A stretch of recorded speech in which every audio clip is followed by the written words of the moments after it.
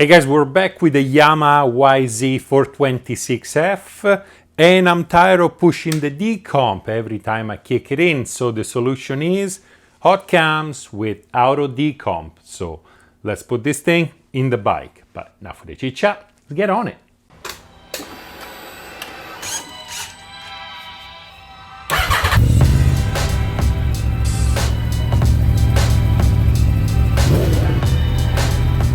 This time around, let's go straight to the point. I'm assuming that if you're replacing a cam, you know how to remove the seat, the tank, and most of the other shroud up front. One thing I did is I left the spark plug in there.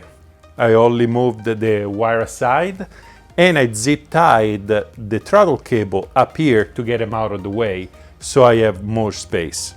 What else do you do to get ready for this? Well, you have to remove the valve cover, which is done by removing two bolts up here, which sit on top. Not a big deal.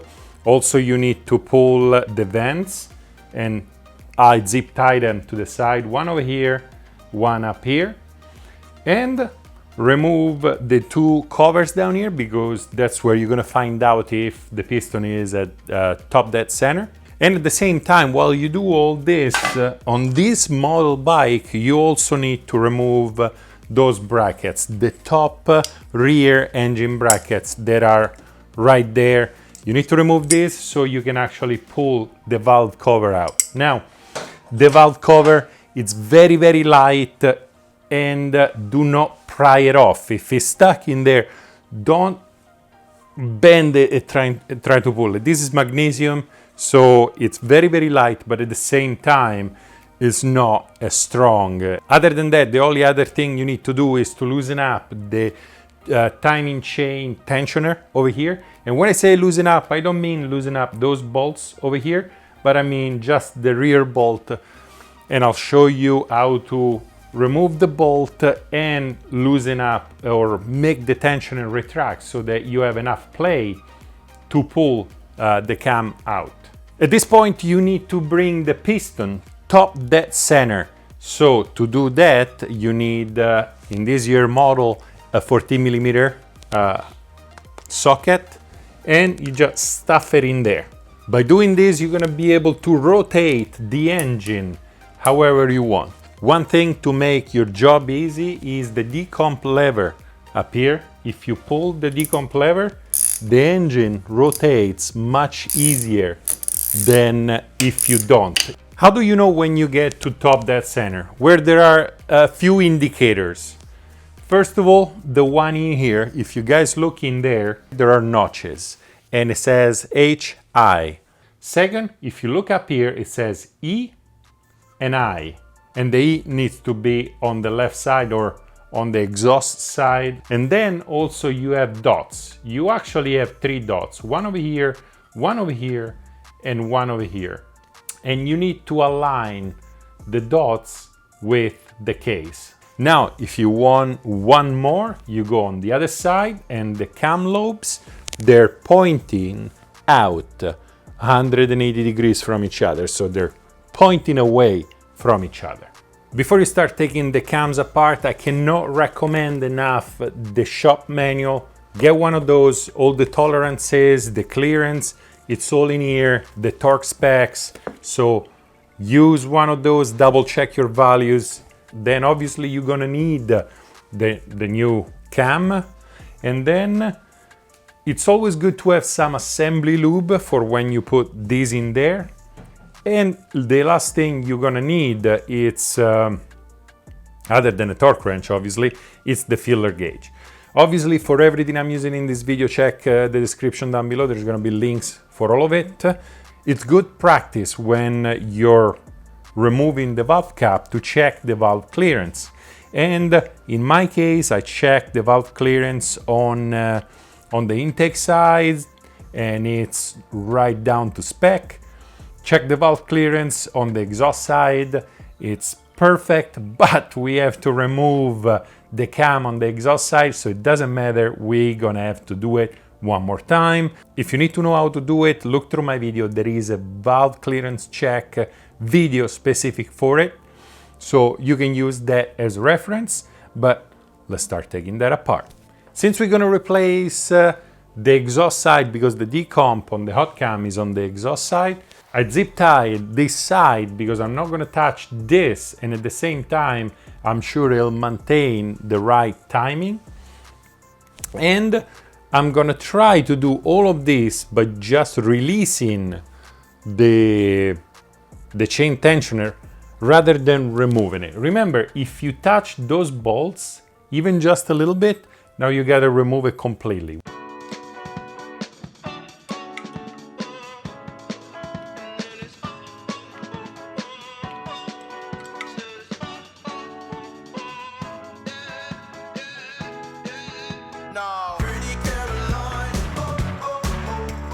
Alright, by inserting a little screwdriver in there, you should be able to unwind and loosen up the chain by turning clockwise, which is counterintuitive, but that's the way it is.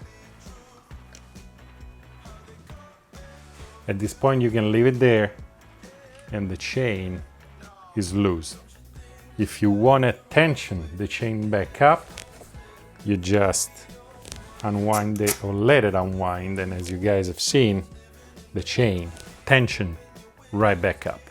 It's time to unscrew the camshaft holding bracket over here, or holding thingy, and everybody says to do it on a star pattern, which would make sense, but the book says to do it 1, 2, 3, and 4, and a little bit at a time, a little bit here, a little bit here, and then on and on. So I'm gonna do what the book says, and let's get on it.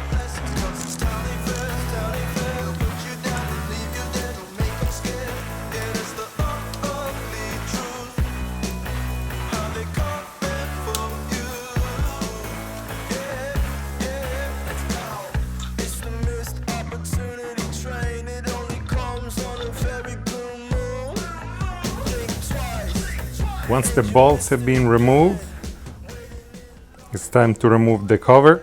It might be slightly hard to pull up, but work it out nice and slowly and pull it up. There is going to be some residual oil in there, and another thing to look for is this little half moon or whatever you want to call it that sits right on top of the cam, and that goes pretty much inside here to make it all work. So remove that, and at this point let's see if we can remove the cam.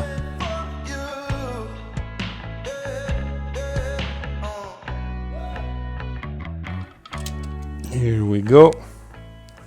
So you figure out that the lobe on the old cam is actually bigger than the lobe on the new cam. They'll give you quite a bit of difference, so you need to reshim the valves over there. And to reshim it, it's very easy. As you guys can see down here, there is this little cap, metal cap. Use the magnet and pull the cap out, and the shim is actually inside. There it is. And this is the shim that you're gonna have to replace. In our case, because the Hotcam has a smaller lobe, we gotta put a thicker one of those under there, so to raise this thing a little bit up and get it closer to the cam lobe. One more thing, for the cap closer to you over here, you actually need to push out the decomp lever, because otherwise you won't be able to lift it. After you change the shims in there, it's time to put the shaft back in. How do you know which side goes where? Well, fortunately enough, they put dots on it, and obviously one dot is going to be parallel with the engine case over here with the head, and the other dot is going to point straight up. And on the back side, obviously the lobe is going to point same direction but away from the intake. All right. So on this one, you gotta be fairly patient.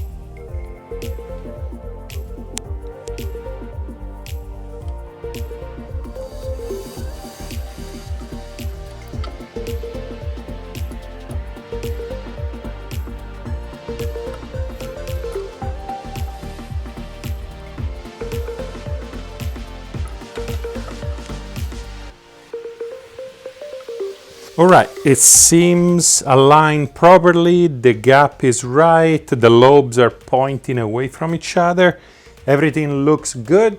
I'm gonna put the cover back on, I'm gonna put the 4 bolts on. Don't forget the little half moon that goes over here on the bearing, and I'll catch you up when I'm done.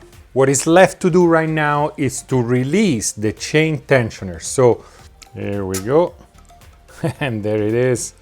Let's see if the dots still match. 1 dot over here, 1 dot over there, and the 2 up top. Everything seems to be okay. At this point, we can cut this, pull it out.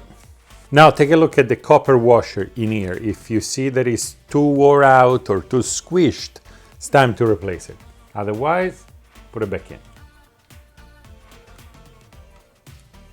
I'm gonna grab the torque wrench, torque it properly.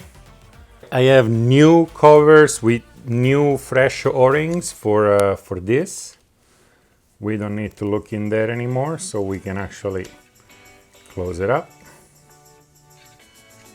That is it. Time to put the cover back on. All right, we successfully installed the Hotcam without decomp on it, so now it's gonna be much easier to kick the bike to life. It wasn't a difficult installation. The only thing to remember is the Hotcam lobes are smaller than the OEM lobes, so adjust your shims appropriately for that. And that is about it. For everything I used in this video, as always, check the description down below. Other than that, thank you very much to my patrons. Your support is vital for me to keep making those videos happen. So thanks again. If you guys like this video, like. If you loved this video, subscribe. Even if you didn't love this video, subscribe. Why not? The bike is ready to go. Just put the tank, the seat and the shroud back on and go out and ride. So stay safe, ride on, and I'll see you next time.